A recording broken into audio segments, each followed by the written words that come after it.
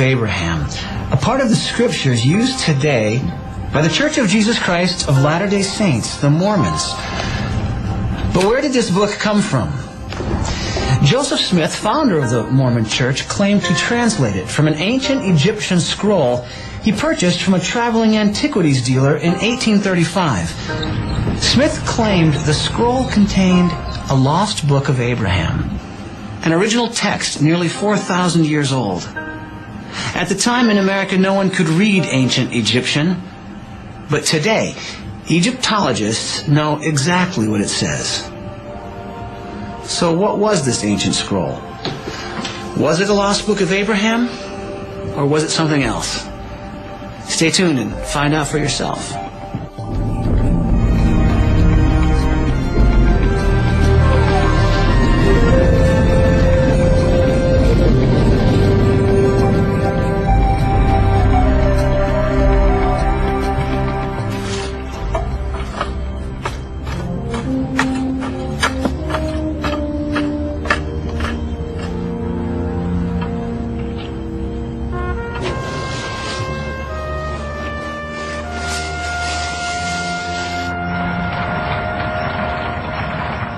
Imagine yourself here in Kirtland, Ohio in 1835. You're in the Western Reserve. The people are farmers, blacksmiths, and millers, and about 25% are part of a fledgling community known as the Church of Jesus Christ of Latter-day Saints, the Mormons. Joseph Smith and his followers came to Kirtland in early 1831. And though the people are poor, they've begun construction on an elaborate new temple. Joseph was a young man, but he was able to inspire people, generate enthusiasm, and raise money. The temple was expensive and took a great sacrifice on the part of the people to build. But now Joseph needs to raise some more money. And what he wants to buy may surprise you.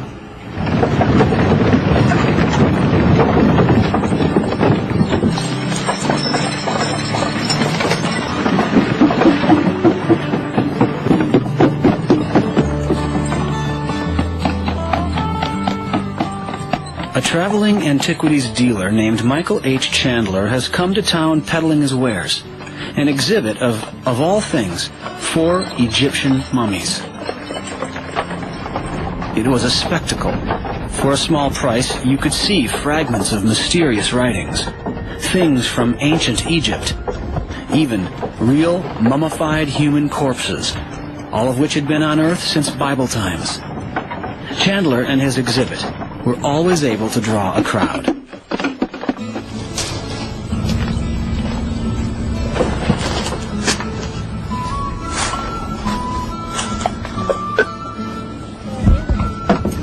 The 4 mummies were the main drawing card, but several prominent brethren of the Mormon Church became even more intrigued by the scrolls with mysterious ancient writing, Egyptian writing.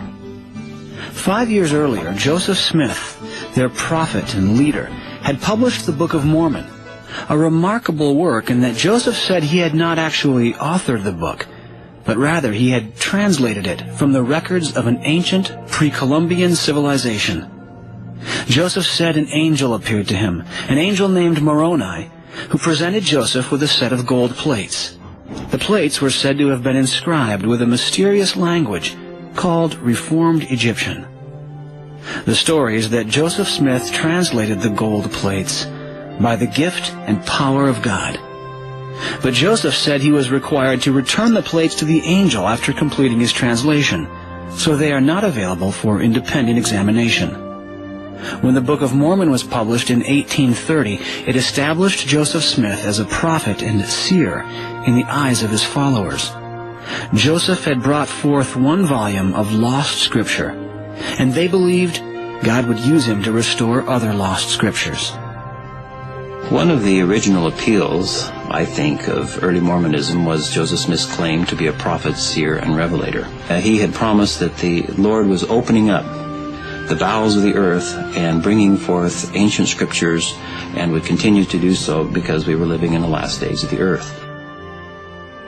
When Michael Chandler arrived in Kirtland with ancient papyrus scrolls covered with mysterious, unknown writings, the saints wondered if their prophet could decipher these records. What happened was the enthusiasm was there for the members of the church to think that these things had tremendous value, that the Lord indeed was bringing to the prophet Joseph Smith these documents for him to translate. Joseph said that he could indeed decipher these scrolls. In fact, he said these were more than just ancient Egyptian artifacts. These were none other than the writings of Abraham and Joseph, famous figures from the Old Testament of the Bible.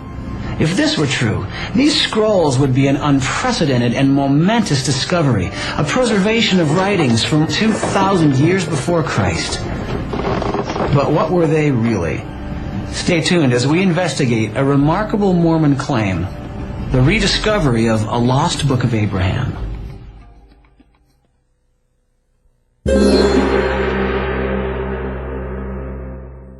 The story begins in 1833 in the eastern United States, when a man named Michael Chandler was commissioned to sell a collection of ancient Egyptian antiquities. The collection included 11 mummies, 2 papyrus scrolls, and several scroll fragments. The artifacts had originally been exhumed by a tomb raider named Antonio Lobolo in the early 1820s from a burial site along the banks of the Nile River near the Egyptian city of Thebes. After Lobolo's death, his estate shipped the artifacts to New York City, hoping they could be sold for a profit. Chandler's travels with the antiquities included stops in Philadelphia, Baltimore, and Harrisburg, where he was able to sell 7 of the mummies. He arrived in Cleveland in March of 1835 with the papyrus scrolls and 4 remaining mummies. An article in the Cleveland Advertiser newspaper of March 26, 1835, noted Chandler's interest in selling his remaining artifacts. The exhibitor permits as free an examination of them as is consistent with their preservation. Specimens of the ancient method of writing on papyrus found with the mummies are also shown by Mr. Chandler, whose intelligent conversation adds much to the interest of the exhibition. The collection is offered for sale by the proprietor. Cleveland Advertiser, March 26, 1835. Michael Chandler was apparently acting as an agent for several businessmen in Philadelphia. And apparently the arrangement was that he was supposed to display and sell these antiquities as he displayed them and keep a small commission for himself and send the remainder of the money back to the businessmen in Philadelphia. Once he was out on the road, he apparently lost contact with his businessmen and was dispensing of these antiquities as he went and keeping the entire profit for himself. He had heard about Joseph Smith, the Mormon prophet, and his abilities to translate languages, and so he wended his way to Kirtland, Ohio, and arrived there in July of 1835.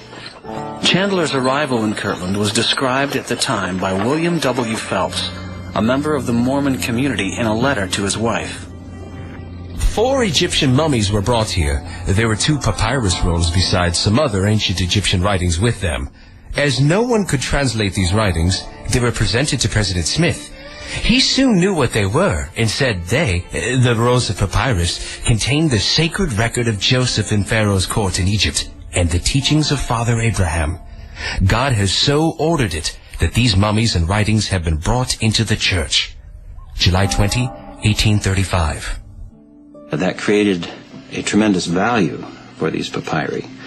But Chandler was unwilling to sell the papyri by themselves. That was all that the prophet was interested in. He insisted on selling the 4 mummies that were all that were left now, and everything. He was ready now to unload the entire collection of antiquities that he had left.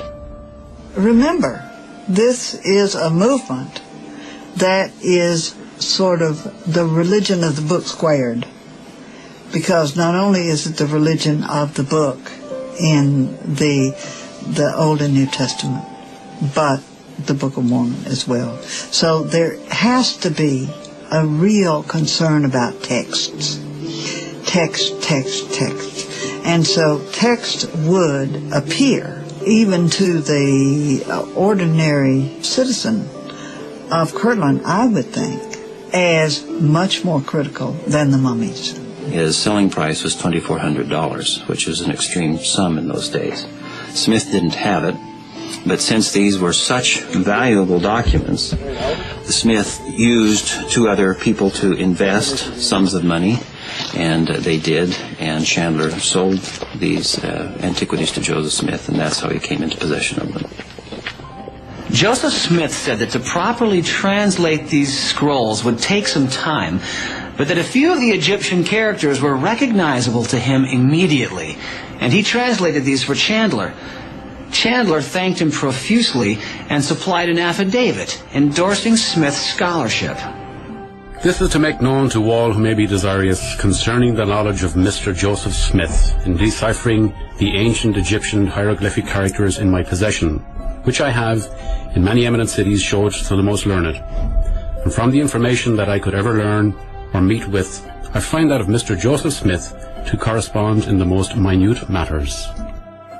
Translation of the papyri commenced almost at once, with Joseph focusing his attention on one of the papyrus scrolls, which he identified as an ancient record of Abraham. I have commenced the translation of some of the characters, or hieroglyphics, and much to our joy have found that one of the rolls contained the writings of Abraham, another with the writings of Joseph of Egypt, a more full account of which will appear in its place, as I proceed to examine or unfold them. Truly we can say, the Lord is beginning to reveal the abundance of peace and truth. July 5, 1835. It was a remarkable claim. Could these papyri actually be the writings of Abraham, the patriarchal father of the Jewish, Christian, and Islamic religions? Did Joseph Smith really have the ability or inspiration to translate ancient Egyptian? And could these scrolls be what Joseph Smith claimed they were?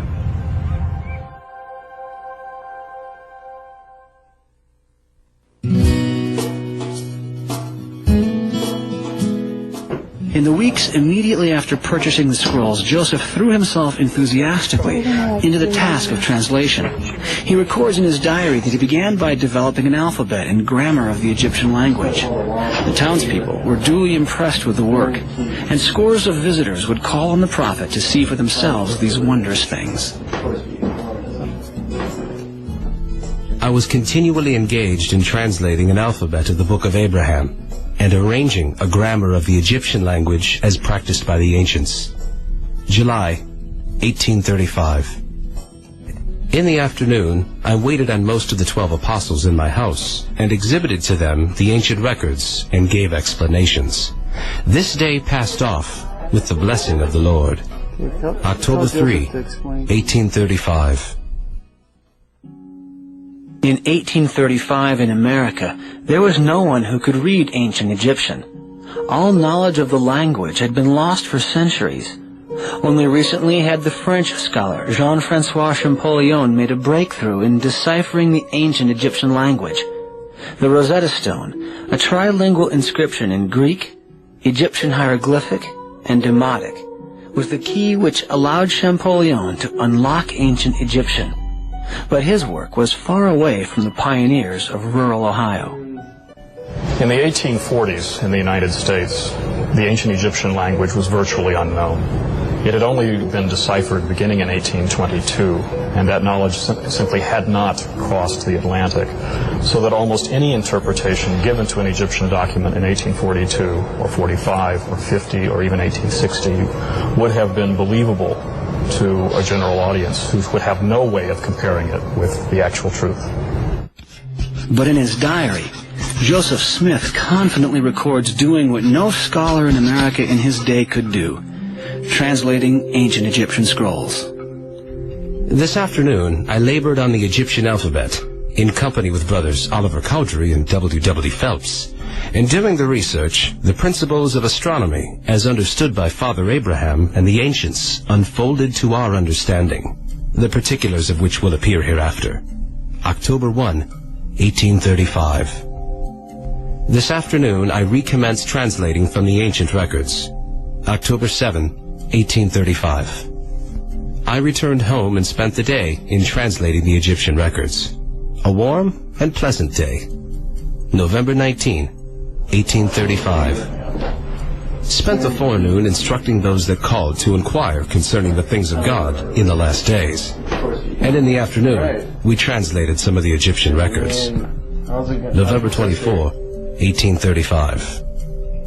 Spent the day translating. November 25, 1835. At home, we spent the day in transcribing Egyptian characters from the papyrus. I'm severely afflicted with a cold. November 26, 1835. Joseph Smith, in his diary of July 1835, talked specifically about translating characters or hieroglyphics and finding that it was about, one was about Abraham and one was about Joseph. So there was a book of Abraham and there's a book of Joseph. He, with a couple of his scribes, began working on an alphabet and grammar of the Egyptian language. And we have documents, some of which, or one of which, was written by Joseph Smith himself, with some additions by Oliver Cowdery, and another one in the handwriting of William W. Phelpson. And then we have, in addition, some remarks made, or small additions made, in the handwriting of Warren Parrish. Through the autumn and early winter of 1835, Joseph continued to work on the project. And eventually, the mummies and the scrolls were moved to an upper floor room here at the Kirtland Temple, where Joseph continued to work on the translation. But the translation project soon tapered off, and Joseph moved on to other matters related to leading his community. He established his own bank in Kirtland and issued his own currency. But in 1838, when the venture went bankrupt, Joseph fled Kirtland on horseback in the middle of the night and never returned. In 1839, the Mormon community relocated to a small town on the banks of the Mississippi River known as Commerce, Illinois. Joseph renamed the town Nauvoo, a Hebrew word meaning beautiful. I mean, it was a place with a few houses and two stores, I think. It was just a little tiny wide spot in the road, but it was located on a really pretty bluff. There were, maybe 20 people there, 25, 30, and it became the largest town in Illinois within 5 years. In Nauvoo, Joseph would achieve his greatest fame. He was the mayor of the town and had his own militia of nearly 3,000 men. At the time, the U.S. military totaled less than 9,000. And there was even a movement underway to nominate Joseph for the presidency of the United States.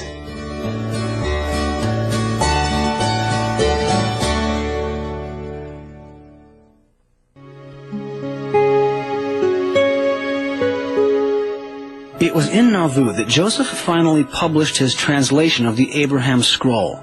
It first appeared in 1842 in 3 installments of a Mormon newspaper called The Times and Seasons. It was called the Book of Abraham, and a note at the beginning introduced it as a translation of some ancient records that have fallen into our hands from the catacombs of Egypt, purporting to be the writings of Abraham while he was in Egypt, called the Book of Abraham, written by his own hand upon papyrus. Today, the Book of Abraham is included in a volume of Mormon scripture called the Pearl of Great Price. It is considered inspired scripture by the Church of Jesus Christ of Latter-day Saints, of equal authority to the Bible. The Book of Abraham includes a creation story, but it's dramatically different than the biblical creation story found in the book of Genesis. Where the Bible points to one true creator God, the Book of Abraham recounts a startling new twist. And then the Lord said, "Let us go down." And they went down at the beginning, and they, that is the gods, organized and formed the heavens and the earth. Book of Abraham, chapter 4, verse 1. And the gods said among themselves, On the 7th time we will end our work, which we have counseled, and we will rest on the 7th time from all our work which we have counseled. And the gods concluded upon the 7th time, because that on the 7th time they would rest from all their works, which they, the gods, counseled among themselves to form, and sanctified it. And thus were their decisions at the time that they counseled among themselves to form the heavens and the earth. Book of Abraham, chapter 5, verses 2 and 3. Judaism and Christianity have always been monotheistic religions. There's one God. There's one Creator. And if he had a council, it was a council of created angelic beings that did his bidding by his sovereign authority. And the idea of equally co-eternal beings working with him on a group project is totally unprecedented in Jewish and Christian teaching. Joseph Smith announced that he would publish additional installments of his Book of Abraham, but he never did. And in June of 1844, he was assassinated. And a group of Mormon dissidents published a newspaper called the Nauvoo Expositor, which accused Joseph Smith as mayor of taking too much into his own hands. And there were some references in the Nauvoo Expositor to the notion of plural marriage. And so as mayor, he sent the constabulary to destroy the newspaper. And the governor brought him into Carthage, Illinois, and put him in jail. And then the governor turned his back and took the militia and went to Nauvoo, leaving the jail unprotected. And then other militia with blackened faces came in and shot him. On June 27th, 1844, his cell was stormed. Joseph was shot, and as he fell from a second-floor window, he was fired upon numerous times. No one was ever convicted for his brutal murder.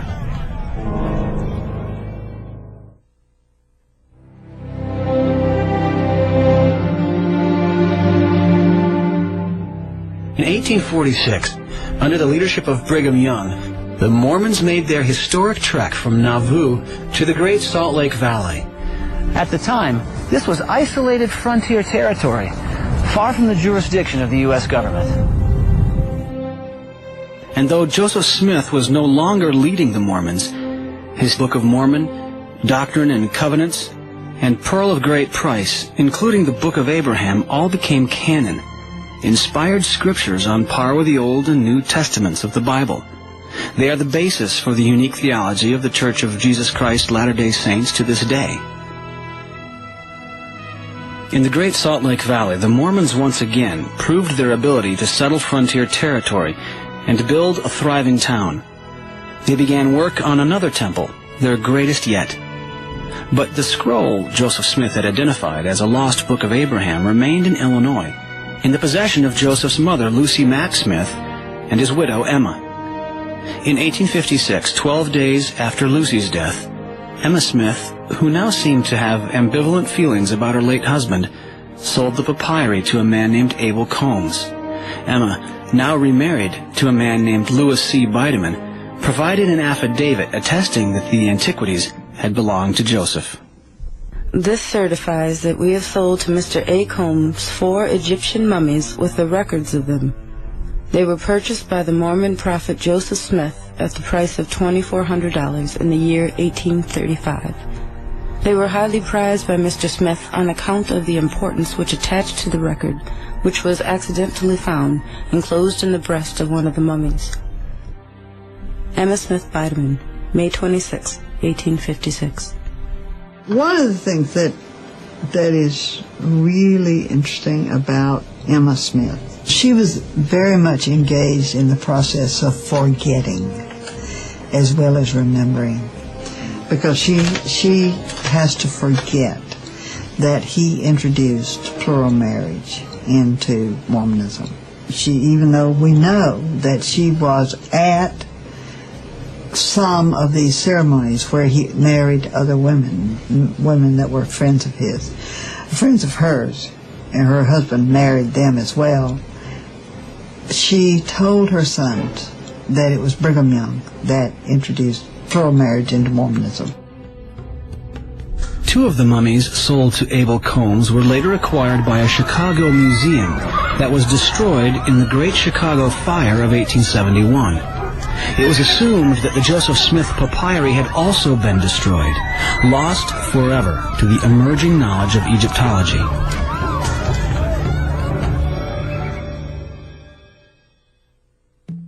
From early on, non-Mormons were dubious of Joseph's claim to have recovered a book written by Abraham 2,000 years before Christ and lost for nearly 4,000 years.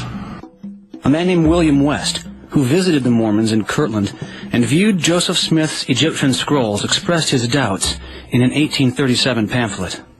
Is it possible that a record written by Abraham containing the most important revelations that God ever gave to man should be entirely lost by the tenacious Israelites and preserved by the unbelieving Egyptians, and by them embalmed and deposited in the catacombs with an Egyptian priest?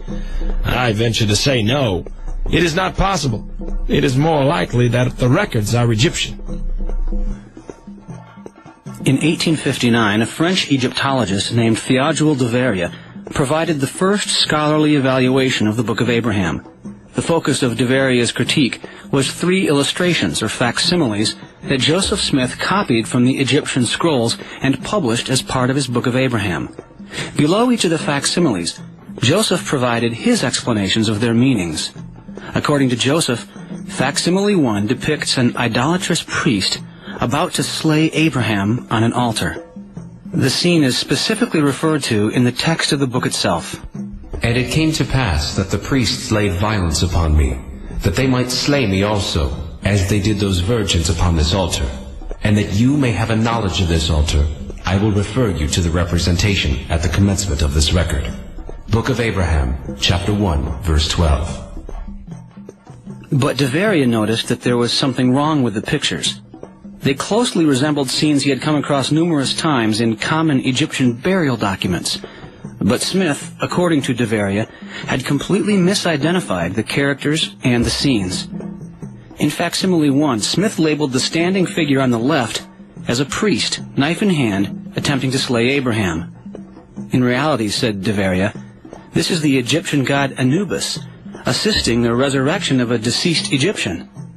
Anubis was also drawn incorrectly. He should have been pictured with the head of a jackal, not the head of a man. The god Anubis, who should have a jackal's head, effecting the resurrection of Osiris. Théodule de Verrier, 1859. You would never imagine, as an Egyptologist, that the god, the black god on the left of this scene, had anything but a jackal's head. That's just normal. Joseph Smith had explained another of the illustrations in the Book of Abraham, called facsimile 3, as Abraham, seated on Pharaoh's throne, lecturing the royal court on matters of astronomy. But again, de Verrier said Joseph's explanation was completely wrong.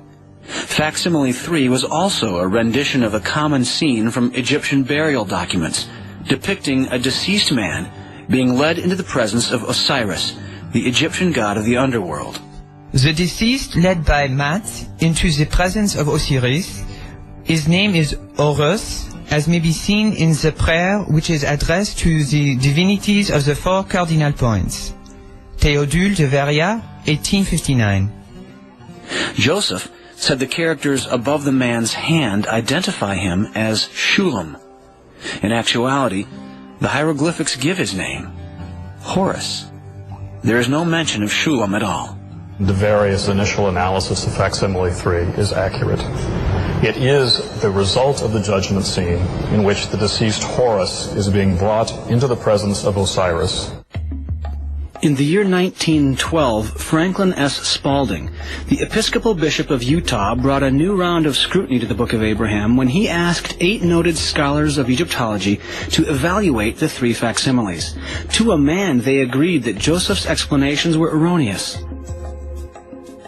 It is difficult to deal seriously with Joseph Smith's imputed fraud. Smith has turned the goddess Isis into a king, and Osiris into Abraham. A.H. Sayce, Oxford University. These 3 facsimiles of Egyptian documents in the Pearl of Great Price depict the most common objects in the mortuary religion of Egypt. Joseph Smith's interpretation of them as part of a unique revelation through Abraham, therefore, very clearly demonstrates that he was totally unacquainted with the significance of these documents and absolutely ignorant of the simplest facts of Egyptian writing and civilization. Dr. James H. Breasted, University of Chicago. The Egyptian papyrus, which Smith declared to be the Book of Abraham and translated or explained in his fantastical way, and of which 3 specimens are published in the Pearl of Great Price, parts of the well-known Book of the Dead. And although the reproductions are very bad, one can easily recognize these familiar scenes. Dr. Eduard Meyer, University of Berlin.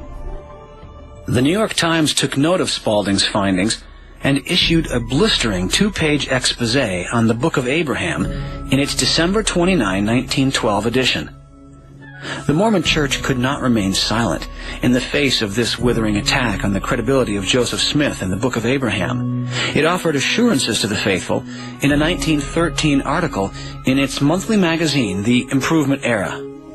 The author, Professor John Henry Evans, argued that it wasn't fair to judge the credibility of Joseph's book by only reviewing the reproduced facsimiles. Evans insisted that to do any reasonable critique would require access to the original documents themselves. Now, as a matter of fact, the hieroglyphics submitted to the scholars constitute less than 1/7 the Book of Abraham, and that only an accompaniment of the text. The question therefore becomes, is anyone justified in drawing a conclusion respecting an entire manuscript from a statement which was made with respect to only a very small part of that manuscript, before they would be warranted in saying that the entire Book of Abraham was not properly translated? They would have to examine the original papyrus, or a copy of it. John Henry Evans, Improvement Era, February 1913. But the original Joseph Smith papyri were gone, almost surely destroyed in the Great Chicago Fire of 1871. Or were they?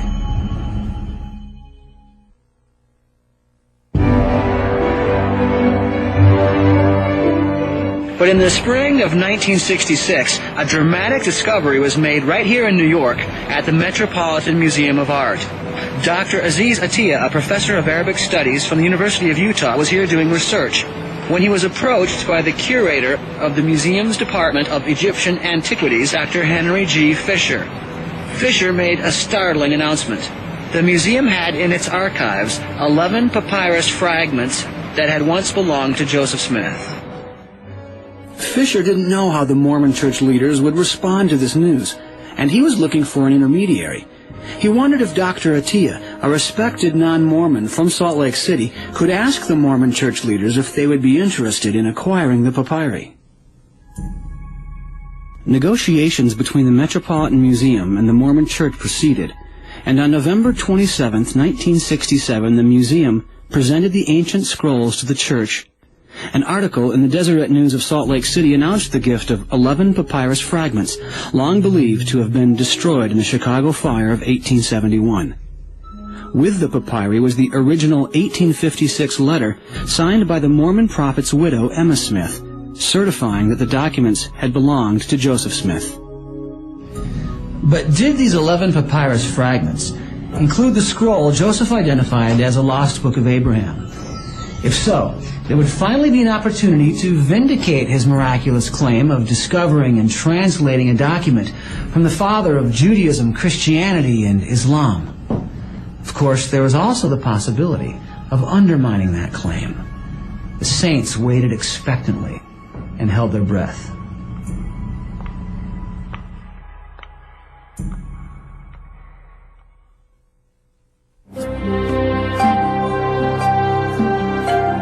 Joseph Smith had dictated his translation of the original papyri to his scribes in the 1830s. It was important to identify whether or not the papyri found in the 1960s were the same ones Joseph used during this process. The first clue was the most obvious. The torn picture found in one of the fragments was an identical match to the familiar picture in the beginning of the Book of Abraham. In fact, the tears on the original corresponded exactly to where the Book of Abraham drawings seemed to go awry.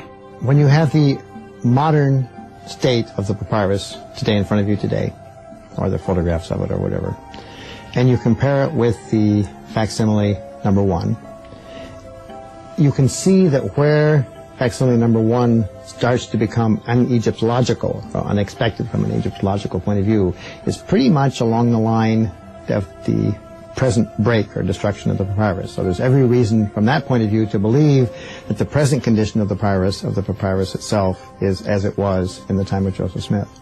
If you took a painting of Madonna and Child and you tore off the heads of both figures and you replaced them with a dog and a cat, it would be as obvious to us now that this was wrong as the replacing of clearly a jackal head with a human head on this Egyptian piece, because we know what these images actually look like. In the same way, we know that those figures would never, under any circumstance, hold a knife. And that's critical to the text itself, because it's not merely decoration for this text. It goes to the core of the supposed story that accompanies it. And if you take the knife away, you've taken the story away as well. And clearly the knife had no reason to be there. The Book of Abraham itself mentions that this scene appeared at the commencement of the record. In other words, at the beginning of the scroll. Egyptian reads from right to left. And Joseph Smith, who was at the time studying Hebrew, which also reads from right to left, must have surmised this. It seems certain that this piece was the beginning of the scroll used by Joseph Smith. Then another discovery. A sequence of characters on a second piece of papyrus matched exactly a string of characters written in the left column of the translation manuscripts. It appeared that at Joseph's direction, his scribes copied these characters from the papyrus one by one. Joseph then dictated the meaning or translation of each one, often whole paragraphs from a single hieratic character.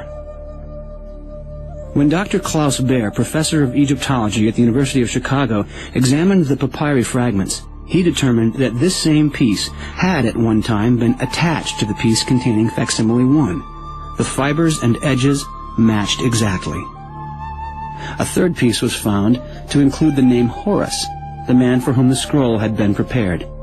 And though the original facsimile 3 has never been found, it also mentions the name Horus. Together, these 4 pieces form virtually the entire scroll in its original form. Finally, scholars could meet the conditions set forth by John Henry Evans way back in 1913. No longer would the critique of the accuracy of the Book of Abraham rely on the facsimiles alone. Now, Egyptologists could read the papyri for themselves and see whether they contained an evil priest's attempt to sacrifice Abraham on an altar, or an account of creation by a multiplicity of gods. In 2001, Dr. Robert Rittner, Associate Professor of Egyptology at the University of Chicago, was commissioned to do a complete translation of the Book of Abraham scroll. What this document really is an extended prayer on behalf of a deceased Egyptian priest, which begins with an invocation to the god of mummification, probably, certainly with a picture of the god of mummification, to ensure his continued existence, to ensure the priest's continued existence in the next world. And then it's followed up by a series of statements where, O deified Horus, may you walk as you had done in life. May your ears function, may your eyes function, may the gods receive you. Long series of invocations on this, essentially ensuring that this dead priest is able to function in death as he had in life, but now as part of a company of the ancient Egyptian gods. Abraham is not mentioned once.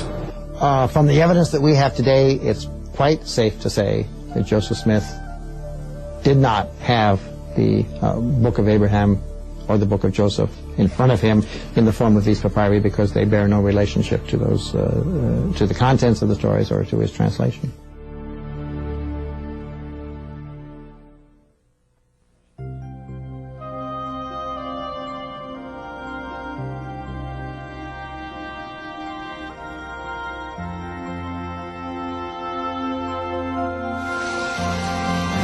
We wanted to get an official Mormon explanation of how the Church today understands the Book of Abraham. However, the Church of Jesus Christ of Latter-day Saints declined our request for an interview. Michael Purdy of the Church's Public Affairs Department did refer us to this book by Mormon scholar John Gee. Dr. Gee puts forth the position that other than the original of facsimile 1, the papyrus fragments given to the Church in 1967 were not the portion of the papyri that contained the text of the Book of Abraham. He claims the scroll Joseph used was originally 10 feet long, and that there was a large section that is now missing, which may have contained the lost book. There's certainly no reason that this particular Book of Breathing scroll should be expanded much beyond the surviving length. I've now read the entire document from the beginning to the end and made out what one could make out on the poor copy of the final vignette. The most that is missing from this text is simply 2 columns worth of Egyptian hieratic, and possibly a small vignette. But other than that, there would be nothing more that would inflate its length much beyond its current size.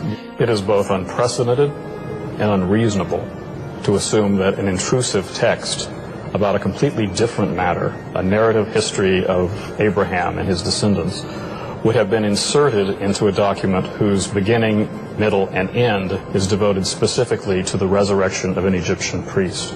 It would disrupt the document. It would have nothing to do with its content. It would be unprecedented. No other document would have such a thing. And the narrative style of the Book of Abraham does not correspond to Egyptian verbiage. It's not the kind of thing Egyptians would say. They wouldn't say it in that way. And it certainly would never appear in such a context as this. It couldn't possibly be more out of place. Another Mormon scholar, Michael D. Rhodes of Brigham Young University, writing in the Encyclopedia of Mormonism, argues that Joseph Smith may have received the Book of Abraham by direct revelation from God, and only used the papyri to illustrate what he learned from revelation. Rhodes writes, "When studying the Egyptian papyri purchased from Michael Chandler, Joseph Smith sought revelation from the Lord concerning them, and received in that process the Book of Abraham. He might then have searched through the papyri in his possession to find illustrations similar to those he had learned by revelation." Nowadays, it's kind of popular to say, well, Joseph Smith didn't claim to be translating. He just saw these illustrations and then was inspired with the text of the Book of Abraham. But it doesn't say in Joseph Smith's diary, kept at the time, that he was looking at the pictures or the illustrations and then was inspired to give a story that we now know as the Book of Abraham, but rather that he was translating these characters. This afternoon, I labored on the Egyptian alphabet in company with brothers. This afternoon, I recommenced translating from the ancient records. I returned home and spent the day in translating the Egyptian records. And in the afternoon, we translated some of the Egyptian records. And it seems clear that he said, and it doesn't just seem clear, it is clear from this statement that he was making the translation from characters or hieroglyphics. Michael Rhodes of Brigham Young University also claims in the Encyclopedia of Mormonism that Joseph Smith's explanations of the facsimiles are accurate. Quote, "The prophet's explanations of each of the facsimiles accord with present understanding of Egyptian religious practices." I want to be absolutely clear on this. There simply is no justification for the kind of interpretations that appear in facsimile 1 or facsimile 3. They are wrong with regard to the hieroglyphs. They are wrong with regard to the gender. They are wrong with regard to the understanding of what the scene actually represents. And where they are used in the body of the text, they are wrong there as well. In short, there is no historical validity for the interpretations in that book. None whatsoever. You cannot find outside discussion of this particular set of facsimiles any Egyptologist who would be discussing it in this way. But the thing about that's interesting is none of those theories in the church existed. No one ever talked about them. No one ever even thought about them until after, that is the post-November 1967 time period, and where people are coming up with new explanations. When one looks at the evidence simply with common sense, it becomes clear that Joseph Smith claimed that he was translating from these documents. But in fact, there's no correlation between his Book of Abraham and these ancient documents. And therefore, it simply can't be a translation. All of the other explanations have grown up in order to sort of put the finger in the dike, as it were, to prevent the dike from breaking. But the clear evidence is that Joseph Smith did not translate this document. It's not a document from antiquity.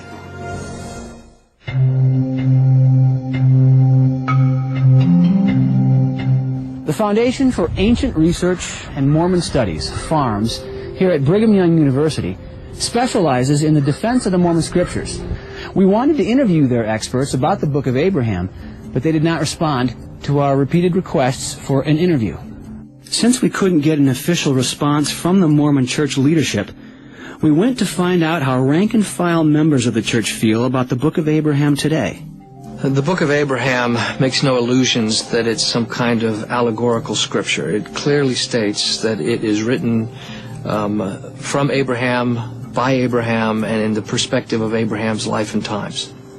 From what I understand, the Book of Abraham is writings written by the prophet Abraham in his time, and that it was recovered by Joseph Smith and then later translated. That's how I interpret it. That's how I believe it to be, that Joseph Smith, called as a prophet when he was instructed to translate. And in this case, the Book of Abraham were direct words from Abraham translated by the prophet Joseph Smith so that we could gain knowledge from that we didn't previously have. The Book of Abraham, we believe, is the story of Abraham. Again, just a few chapters, only 5 chapters, which, interestingly enough, although it shares some insights about Abraham, it actually is the only source in all 4 of the standard works that really delves into some key doctrines that become pivotal to the LDS faith. Chief of these is the concept of the preexistence and the nature of man and our relationship to God. Many of these things, of course, are hinted at in other of the standard works, but I would say the Book of Abraham nails it the best and makes it the clearest and is most easily understood. I know that there is a lot of evidence both ways, that can go both ways, as there is about a lot of things about cancer research. This causes cancer, this doesn't. And I know that it can be confusing. But I think that what it boils down to is asking God for yourself and praying about it and studying it out, because that's what Heavenly Father wants us to do, is not merely for us to ask, but to study it out and to work and show Him that we really want to know. I don't know the history of how the Book of the Book of Abraham came into the hands of Joseph Smith. All I know is that we believe, and I believe, that he was called to be a prophet in the latter days, and that if the Lord wanted him to have that information and translate it and put it into Scripture for our day, then that's what he wanted him to do. Well, I think you should always question. I don't think God expects us not to question. Yes, we should question and eventually, ultimately, question God, but also do our own research, because God gave us our minds for a reason, and come to some conclusions and ask Him, hey, I think this, am I right? And He does answer us. I know He does, so.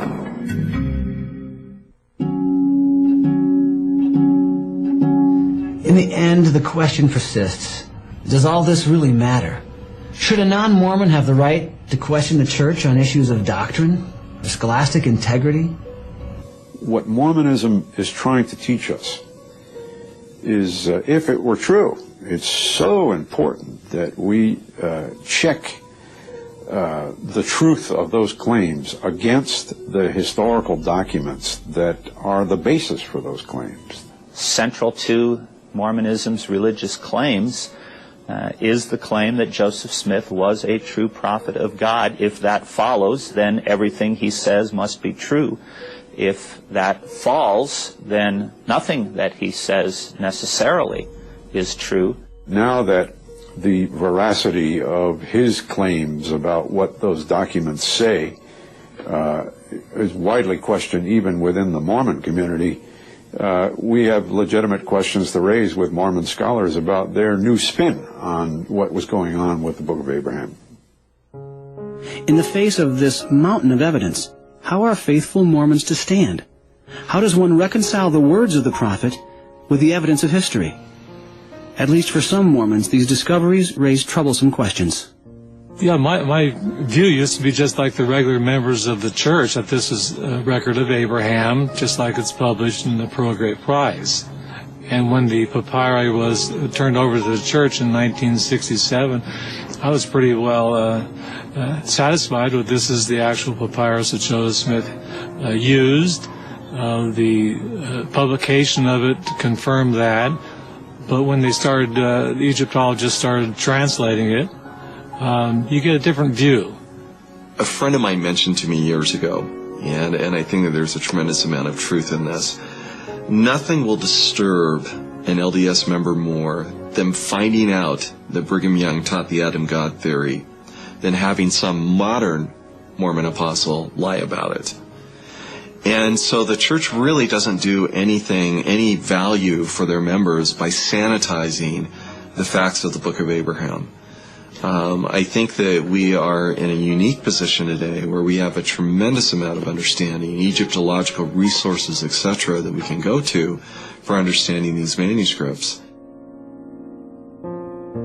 When it comes right down to it, the real question is, are the truth claims, the claims that Mormons make about God, about human beings, and how a human being can be right with God, are those claims credible? Are they the kinds of things that we ought to bet our lives on?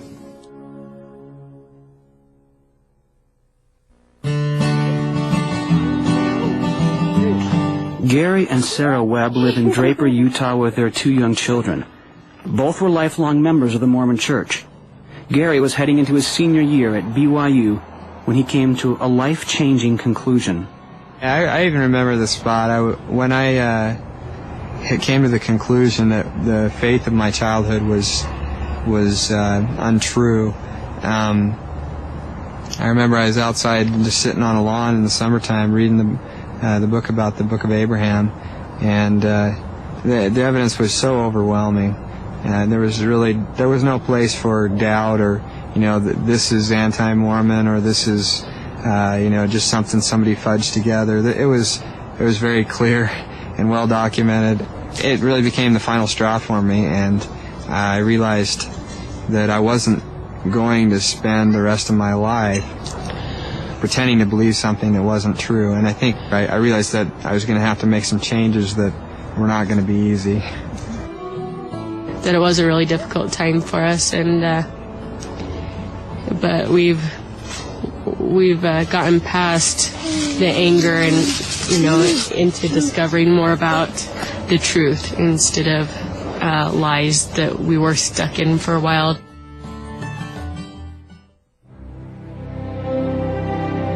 While Gary and Sarah have left the Mormon Church, they have not left faith altogether. Yeah, Sarah and I have some friends who have left the LDS Church and have basically given up any faith that they have at all in any kind of belief in God. And that's kind of sad for us, because although it's easy to understand, because once you put your faith and trust in something for so long, and then you find out that that your beliefs are not verified, but rather that they're unfounded, it can make it difficult to trust again, and that's kind of like throwing out the baby with the bathwater and saying, well, if the LDS Church isn't true, then the Bible isn't true, and there's no Jesus Christ and no God, and all these things are not one and the same. So.